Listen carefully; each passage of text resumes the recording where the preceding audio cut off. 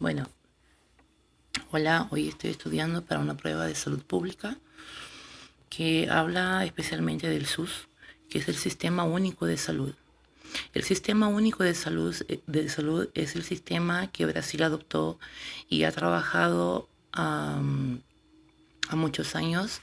Es un sistema abierto, o sea, no es un sistema que se hizo y así quedó, no. Es un sistema que está dispuesto a cambiar conforme sea la demanda y las mudanzas que pasan por los comportamientos sociales y de salud también, ¿no? Bueno, el SUS ha sido un modelo de salud que ha sido muy elogiado por muchos países como un sistema modelo, ¿no? Y el SUS envuelve principios doctrinarios y principios organizativos. Los principios doctrinarios son los principios que son las leyes para que él pueda, las solas leyes así que no son incambiables. Bueno, los principios doctrinarios son la universalidad, la integralidad y la equidad. La universalidad se refiere a que todos tienen que tener acceso. La equidad significa que personas diferentes reciben un tratamiento diferente para que vengan a tener derechos iguales. Por ejemplo, vivo aquí en esta región, la región A. En esta región yo me trato en un puesto de salud B. Yo soy normal, camino, nada. Mi vecino, él no puede caminar y él no puede estar fuera del sistema de salud. Entonces, el sistema de salud lo trata diferente para que él venga a tener un derecho igual al mío, un derecho de acceso. Entonces, ahí supuestamente ese derecho de equidad, ese principio de equidad, dice que el sistema de salud tiene que dar condiciones a esta persona para que ella pueda tener ese acceso, o sea, una silla de ruedas. Y después sería la integralidad, o sea, el individuo entra en el sistema de salud y en ese sistema de salud del SUS, él es atendido de forma integral, o sea, todos sus problemas tienen que ser resolvidos, sean ellos de atención básica, primaria o terciaria. Por eso el SUS es organizado de forma jerárquica, o sea, de menor en complejidad para mayor. Por eso él dice que 80% de los problemas de salud deben ser sanados a partir de la puerta de entrada en la unidad básica de salud. Y los otros 20% son sanados en la atención media y de alta complejidad. Fuera de esos principios doctrinarios, tenemos también los principios organizativos, que son la descentralización, la regionalización, jerarquización y la resulidad y participación popular. O sea, es importante y muy interesante decir que las personas participan de la formación del SUS. Para eso son escogidos los consejos de salud, donde participan los médicos, enfermeros y también los representantes de cada barrio.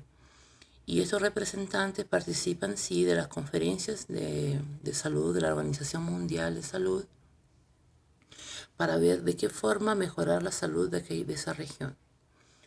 Y esa es la participación popular. Y esta participación participa lado a lado de los profesionales de salud, de una forma libre, ¿no? Y la resolutividad dice que la persona tiene que tener su problema resolvido. O sea, el sistema de salud, ella tiene que resolver su problema, como ya lo habíamos dicho en el otro principio, ¿no? O sea, un principio está amarrado al otro.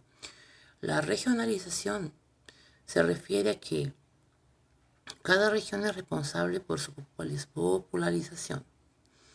Entonces,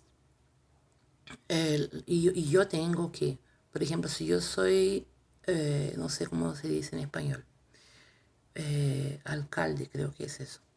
Bueno, si yo soy quien manda aquí en la política de mi barrio, el dinero que he mandado de la federación hasta mi estado, hasta mi ciudad, para que sea administrado en la salud, ese dinero yo tengo, ¿cómo se dice? Yo tengo libertad para poder direccionarlo donde a mí me aplazca. Porque, por ejemplo, como Brasil es un país muy diversificado, los problemas de salud de São Paulo son diferentes de los problemas de salud de Amazonas. Los problemas de salud de São Paulo son diferentes de Río de Janeiro. Y así va cambiando conforme la localidad. Entonces, la persona que administra la política de determinada región, él tiene autonomía para poder decidir a dónde y cómo será usado el dinero que es mandado por la federación. Bueno, eso sería más o menos como la teoría, ¿no? En la práctica no funciona muy diferente. El brasilero tiene un costumbre de reclamar mucho de su país. Los brasileros en general no tienen mucho orgullo de ser brasilero, a no ser por el fútbol y por las mujeres, por el samba, la fiesta y todo. Pero políticamente, como yo conozco así, otros tipos de salud no brasileros, puedo decir que sí, que no es malo, es muy bueno.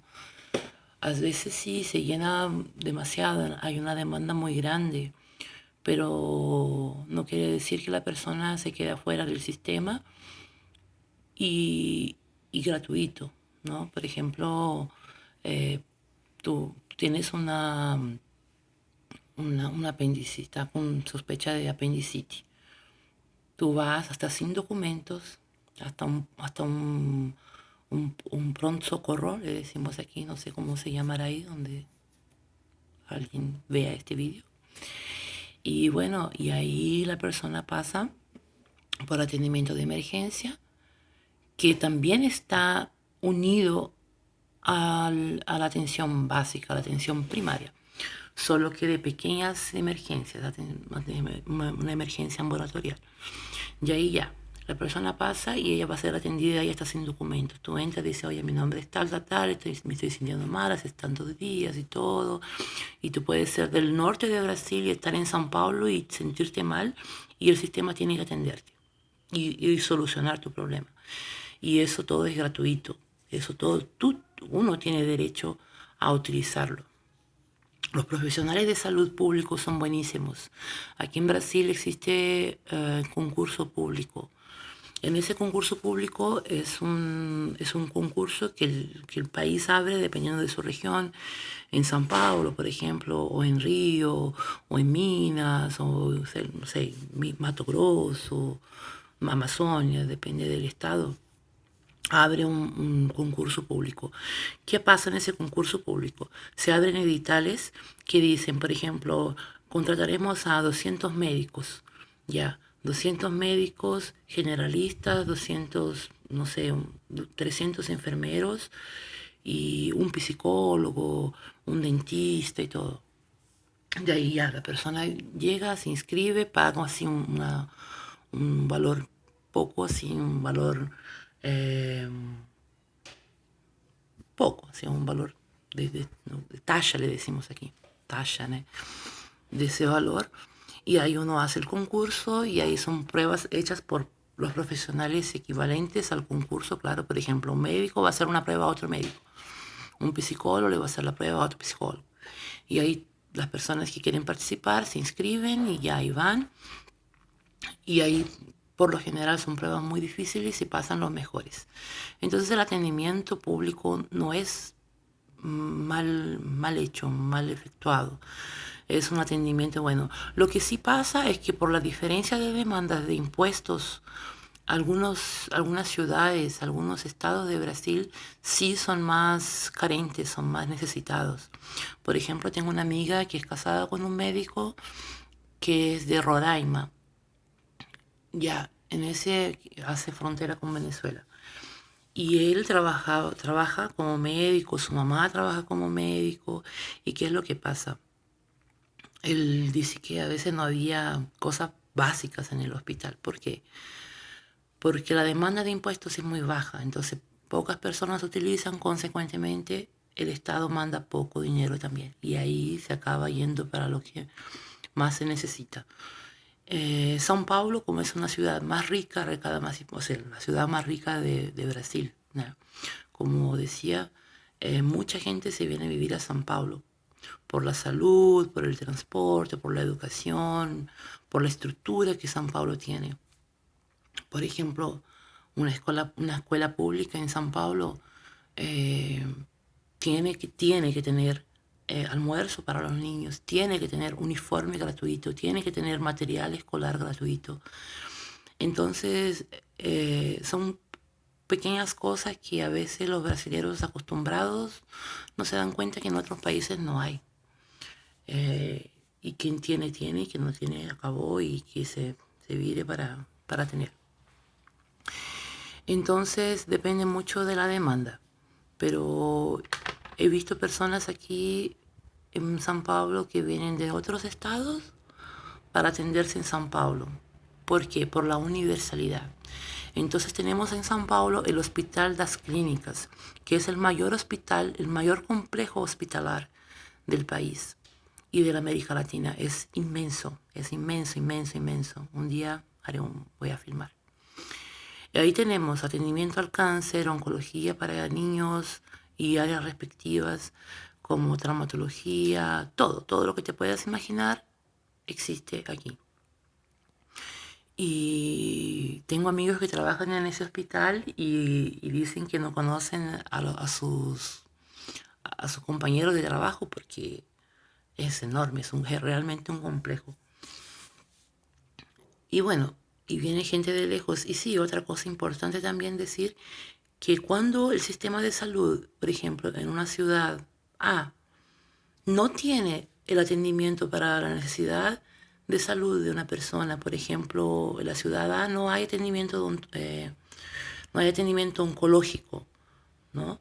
Entonces él será encaminado a lo más próximo, más próximo, más próximo.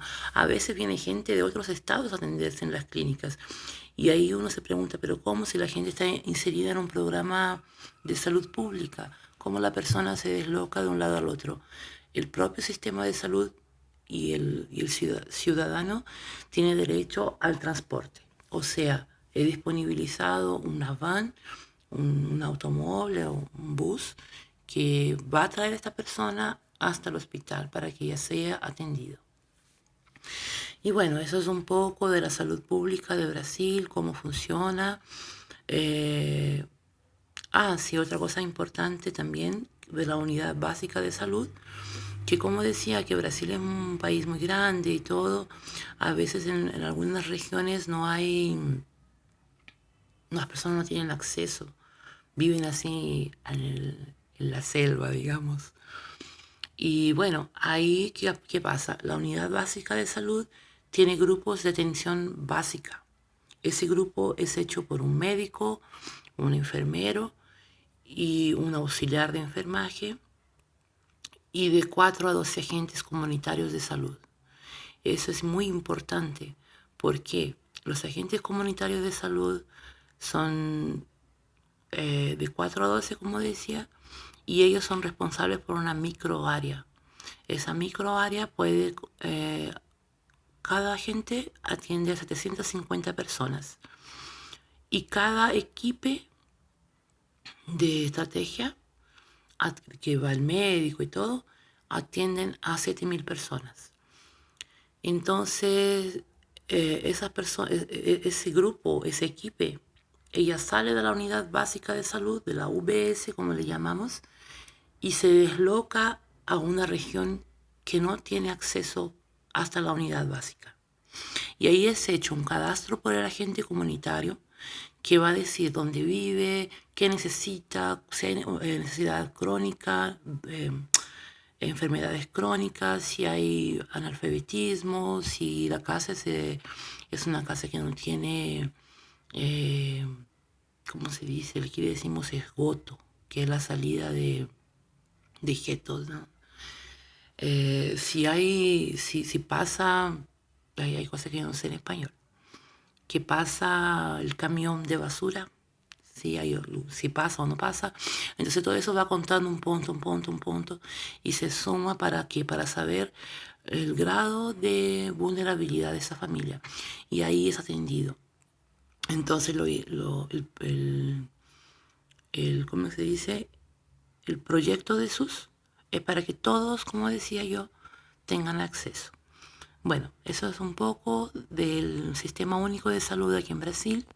Yo ya he necesitado, fui atendida muy bien, y no fue una vez, fueron varias veces, y mismo que yo tengo atendimiento particular, yo tengo, ¿cómo se dice? Aquí le decimos convenio. Yo tengo ok, ahora tengo uno. Ya he llegado a tener dos convenios particulares, ahora tengo solamente uno, pero igual muchas veces yo utilizo el Sistema Único de Salud. Bueno, eso es un poco de Brasil, de cómo es el atendimiento y bueno, y es eso.